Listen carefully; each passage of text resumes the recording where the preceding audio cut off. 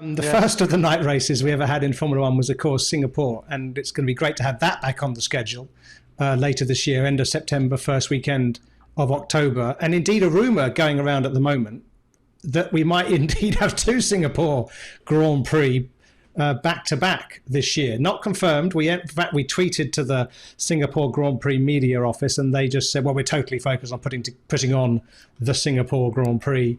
Alex, what do you think about Yeah. that rumor? I would love it. I mean, for me, Singapore Grand Prix is my favorite Grand Prix of the year. Not just because I live close to it. It's as an event, it's fantastic. When I did Formula One, my favorite Grand Prix was Montreal and Melbourne. Because the tracks near cities are phenomenal, and Singapore Grand Prix is right in the heart of what is a fantastic city. So to do two events would be great. Why not? It takes a lot of money and time and resource to get everything up and ready. Macau did it two weekends in a year once and seemed to work out there. I know the taxi drivers will be complaining nonstop, but I personally would love to see it. Taxi drivers are always complaining. That's a sign that things are going okay.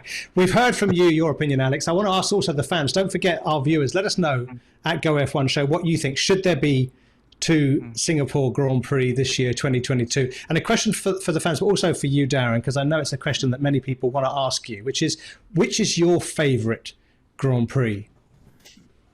Probably Singapore. I hate to just echo what Alex is saying, but I obviously look at Grand Prix.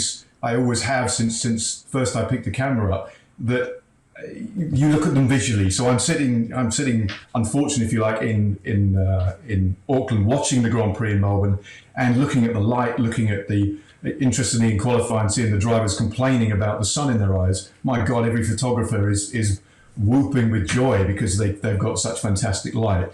Whereas obviously when we go to Singapore, it's all artificial light, but boy, is it a fantastic event. The heat, the noise, the speed, the running of it on a European time zone is always slightly kind of discombobulating to get your head around if you're from the side of the world we're on. And but as a whole, if friends of mine say, or I get messages from people, which Grand Prix should I go to? Singapore is right up there. And I'm going to say, I'm going to get shot for this by a number of different people, but whilst the Singapore Grand Prix is great, it's nothing about the Singapore Grand Prix. I think we should have as many different circuits on a calendar as possible.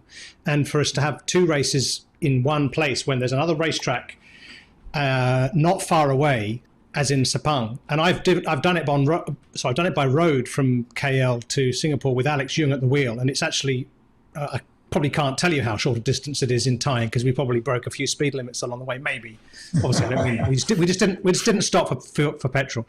But not to have a race at Sepang when we could possibly have one, I think says there's still some work to be done on the commercials of Formula One. I think for whatever reason. Yeah, 100% agree, Matthew. 100% agree. I don't think it's right.